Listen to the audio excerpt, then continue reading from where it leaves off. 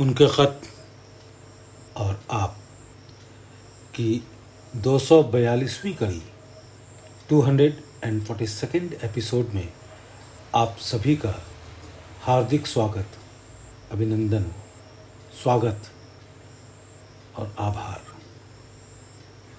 यह ख़त बाबा जी साहब ने मास्टर ईश्वर साहे जी के नाम लिखा। तारीख़ 2 मार्च साल 1947। भाई मन तस्लीम।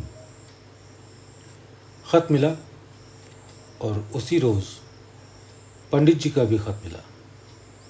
उनके ख़त का जो जवाब है आप ही के ख़त में रख दिया है, पढ़ लीजिएगा और जो साहब देखना चाहें उसको देख सकते हैं। पंडित जी शायद उसकी कोई ख़ास कद्र ना करें। अगर आप उसको मुफीद समझें, उचित समझें तो नकल कर लेवे या जैसा मुनासिब समझें, आप पर छोड़ता हूँ। ईश्वर का फजल है, कृपा है कि आपकी हालत के बारे में जो खबर मिलती है हिम्मत बढ़ाने वाली होती है। ईश्वर आपको दिन बिदिन तरक्की दे।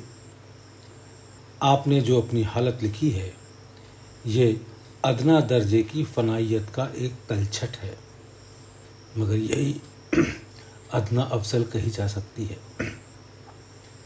इसलिए कि हर शख्स के हिस्से में ये भी नहीं आती। वो मुख्तार है, मालिक है, जिसको चाहे अता कर देवे। ई सआदत बज़ोरो बाजू नेस्त, ये सौभाग्य भुजा की शक्ति से प्राप्त नहीं होता। मैं इस हालत का मज़ा चख चुका हूँ।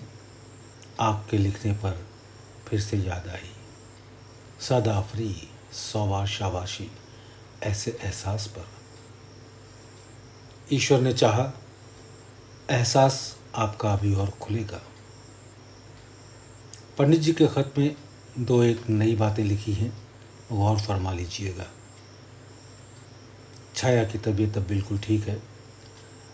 परेशानियों का हुजूम जिसको अक्सर लोग कहते हैं मुझको भी रहा करता है, मगर इससे सैरी नहीं होती, तृप्ति नहीं होती। इसलिए पंडित साहब को लिख दिया कि उसको मेरी तरफ मुंतकिल कर दें, हस्तांतरित कर दें। कम से कम वही आराम से रहे।